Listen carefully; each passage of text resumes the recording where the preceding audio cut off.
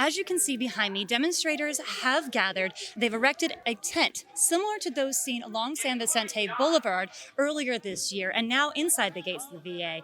They have set this tent up right outside Ted Lieu's office doors in hopes that he will make a statement about veterans' homelessness issues. Nearly 3 years ago, to the month, the very first tents started popping up here along San Vicente Boulevard, thus creating Veterans Row, an unhoused veterans encampment that was located just outside the gates of the VA. I'm Juliet Lemar here in Brentwood, where we are seeing 2 new buildings being unveiled to provide housing to the unhoused veterans who used to call San Vicente Boulevard home. Today, President Biden is visiting the West LA VA campus Purple Line construction site. They both had almost the same reply. Not my district, not my veterans. When someone says not my veterans, how does that hit you? It's like a knife in the heart, because these are the same people that vote to send us to war. On March 26th, over 1.5 million Los Angeles residents who received CalFresh saw a decrease in their benefits. I'm Juliet Lemar. Today we're in Santa Monica speaking with local food banks and CalFresh recipients who are bracing for a hunger cliff. Food insecurity can affect more than just your belly. And according to the Department of Social Services, over 1.5 million Los Angeles residents rely on monthly benefits from CalFresh. Residents like Saida Hernandez, a student at Santa Monica College, attributes her family's ability to overcome homelessness to the help they receive from this governmental food assistance program. I started using CalFresh since I was a little girl. At that time, we were homeless. CalFresh did help me to make sure that I'm still going to school. In addition to pursuing a degree, Saida also has a job. And now with the decrease in benefits, she's faced with the possibility of putting her education on hold to support her family. With the decrease on the CalFresh and the increase of goods such as milk, I would probably not be a part-time student anymore. I want to continue to be a student, to be the first of my family, the first generation, to actually succeed in going to college and getting a degree. Food banks say that 1 in 5 LA families struggles with food insecurity, and Genevieve Riatort of Westside Food Bank is bracing her facility for a hunger cliff. Families could be losing close to $300 a month in resources, and individuals are losing about $80 a month. Losing crucial nutritional support can also put a strain on other basic need areas, such as housing. Families are having to make really hard choices. So we feel like if we can provide the food, then that helps families to use their limited resources to stay housed. And food banks need your help in meeting the spike in demand. It's really important to support local food banks and food programs right now, because that's how we feed people in their immediate need. But it's also important to advocate for the kinds of policies that hopefully won't leave as many people behind. To donate, you can find your local food bank at lafoodbank.org.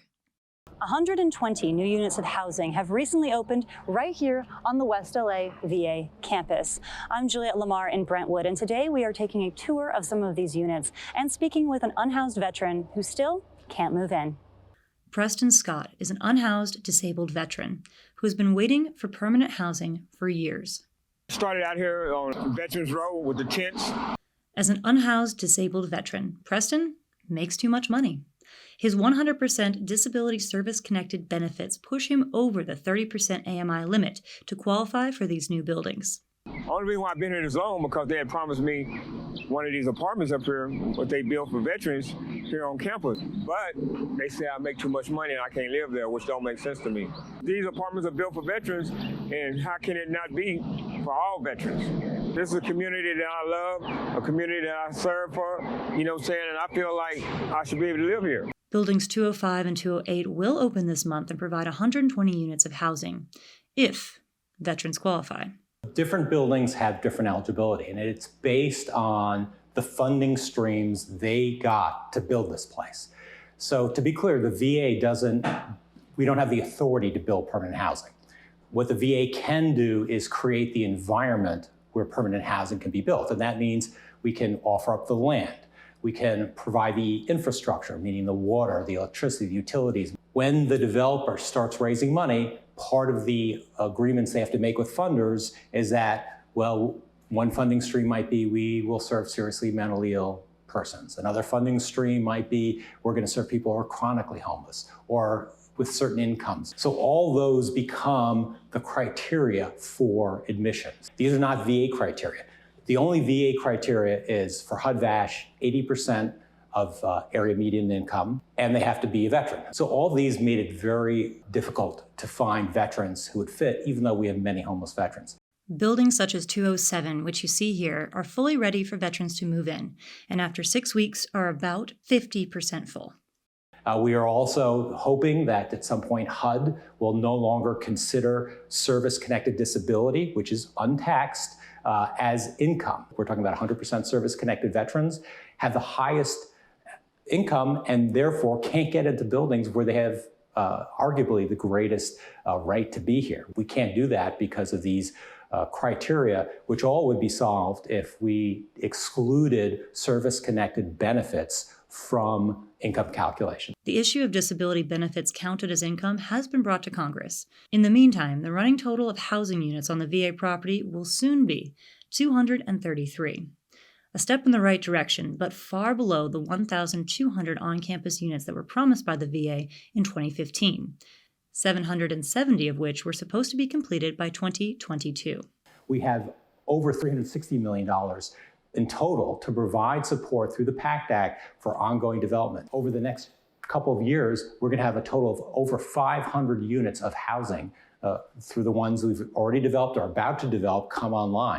The opening of buildings 205 and 208 come amidst an ongoing lawsuit brought against the VA by 14 disabled and unhoused veterans, seeking to force the VA to provide the promised on-campus housing and remove non-compliant leases from VA land. Andre Butler marks the second veteran this year to be killed at the homeless encampment of veterans along San Vicente Boulevard, which is located just outside the gates of the VA. Today, we talk with Rob Reynolds, who is with AM Vets, about what is needed right now to help get our men and women of service off the streets. Andre Butler was a Marine veteran. He's kind of a fixture around the West LA VA for years. I think he was only here for a few days before this whole incident happened. And I'm going to miss Andre a lot. Andre's death marks the second out here this year. When veterans arrive here to get services, the issue is there's a consistent lack of same-day services. And what I mean by that is, if someone were to show up today and they were asking for help, the first thing we would have to do is we'd have to send them over to building 402. A lot of people that show up here, a lot of the veterans that show up here are injured. They're in wheelchairs, walkers, or they have mental health issues, PTSD. The VA is not providing any transportation. This campus is huge. And we keep asking the VA to at least send a shuttle over or something. The West LA VA campus spans 388 acres in total. For reference, Disneyland is only 100 acres. Veterans seeking services and housing must walk from the Eisenhower Gate to Building 402, which is a 2-mile round trip. It took me around 40 minutes to walk there and back. Then they have to go to Building 500 and get a COVID test. Then they have to wait for the results to come back in. And the admissions for the inside encampment normally closes between 2:30 and 3 p.m. So a lot of times they never make it within that first day. They're asked to leave the property and come back the following day, and they're not registered in a program. By the time night falls, the VA police are going to tell them to leave, and that's when they come out to the sidewalk. And then we have to go through this whole thing of getting them in again.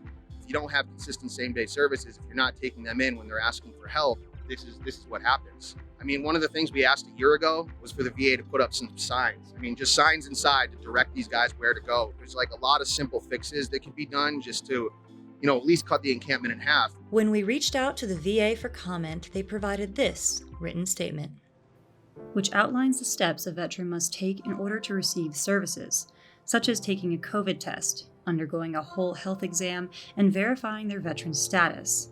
If a veteran tests positive for COVID-19, the VA is providing a place to safely isolate. This has been a soldier's home for 133 years. There's been veterans from every conflict since the Civil War that have come here. They will always come here. And that's why it's important that we get this fixed. It's time for action. No one wants these guys on the sidewalk. What goes on here is not the same at every other VA. It's very specific to this location. There's been a lot of promises to build housing that have never come to fruition at all. Years and years of promises and promises and promises, and nothing's happened.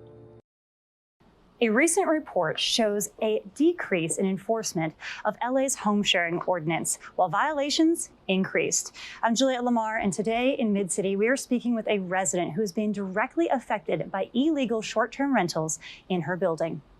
In 2019, the LA home sharing ordinance was implemented as a way to permit short-term rentals and protect affordable housing.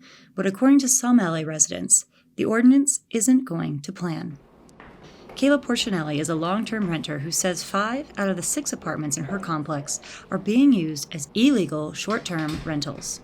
We're the only unit that's left in this building that has permanent residents. The short-term rentals began 2 years ago, and after an on-site manager moved into the building, things really started to change. He moved into the building for these Airbnbs. When he moved in, he was doing so much laundry every day. He was always taking up the machine. The room was always a mess. There was detergent everywhere. And then the machine quickly started breaking. When we did complain, we were ignored. In addition to the laundry issues, Kayla says that she no longer feels safe in her home. It doesn't feel safe to live in a building where there are people constantly coming and going. It's literally like living in a hotel. Kayla and her roommates have filed multiple complaints with the city, but so far haven't heard back from officials. So what's happening to their complaints? Well, according to the city, complaints are forwarded to the registered contact person, aka the host of the property. And if the property does not have an active home sharing registration, well, there's no contact for the city to forward a complaint to. To have a legal short-term rental in LA, according to the LA home sharing ordinance, it must be your primary residence, be registered with the city, and have the license number visible on the listing, like with this home, or this one. But on this listing, I couldn't find a permit number, which means it's potentially an illegal listing. Increases in short-term rentals can contribute to rent spikes and the loss of affordable housing, which is why they must be monitored for residents like Kayla, who might be forced to move out. We'll eventually move out and they'll change this one into an Airbnb as well. Allison Christie from the advocacy group Better Neighbors LA says recent data shows a decrease in HSO enforcement while violations are increasing. As we all know, we're in a housing shortage, and so the more units that are taken off the market to be made available as tourist accommodation instead of housing for long-term renters, we find very problematic. According to a 2022 report by McGill University urban planning professor David Wixmuth, nearly half of short-term rentals in LA are illegal. And non-enforcement is costing the city a whole lot of money, up to an estimated $300 million in uncollected fees just last year. The city continues to tell us that they have not enough resources to enforce the ordinance properly. If home sharing enforcement was done effectively, it would fund itself. In response, LA City stated, since November 2019, listings across all housing platforms in Los Angeles decreased by approximately 78%. The city added that its compliance system regularly monitors short-term rental listings on hosting platforms and initiates enforcement for listings that are not registered. To report an illegal short-term rental in Los Angeles, you can contact the Better Neighbors LA hotline or contact the City Planning Complaint Line at 213-267-7788. As you can see behind me, demonstrators have gathered. They've erected a tent similar to those seen along San Vicente Boulevard earlier this year and now inside the gates of the VA. They have set this tent up right outside Ted Lieu's office doors in hopes that he will make a statement about veterans' homelessness issues. The use of the West LA VA campus has come to a boiling point after homeless veterans set up an encampment just outside the gates of the VA earlier this year. Now protesters are demanding that the VA stop illegal land leases on the property by Brentwood School and UCLA. There's no reason why Brentwood School or any other for-profit organization, if it's not veterans related, they need to get out so that our veterans can move into these buildings and have housing. What would you like to ask Ted Lieu's office? Why they think it's okay for veterans to sleep in tents on asphalt on federal land. If I was a student at UCLA or Brentwood School, I would be advocating and I wouldn't be showing up to services and anything on this land that's supposed to be for veterans. And I hope this raises awareness and they could reconsider and think the same. What is your hope for this march? I think the big thing is a lot of the veterans are upset that Congressman Ted Lieu's office keeps kind of shutting everyone out from having a meeting. We're not asking much. He's the one that's passing the legislation on the property that a lot of veterans don't agree with, and we've just been asking for a meeting for years now. We've met with the governor, the secretary of the VA, the chair of the House Committee on Veterans Affairs, different mayoral candidates, members of LA City Council, and the one person we haven't been able to meet with yet is Congressman Ted Lieu. It would just help a lot out if you would just sit down and talk with them so that they can ask their questions and they don't feel like they're left in the dark. Why do you think he hasn't yet? Because he doesn't want to answer questions about land leases on the property and also some of the legislation that's been passed. In my opinion, that's what it is. It always seems like everything ties back to the land.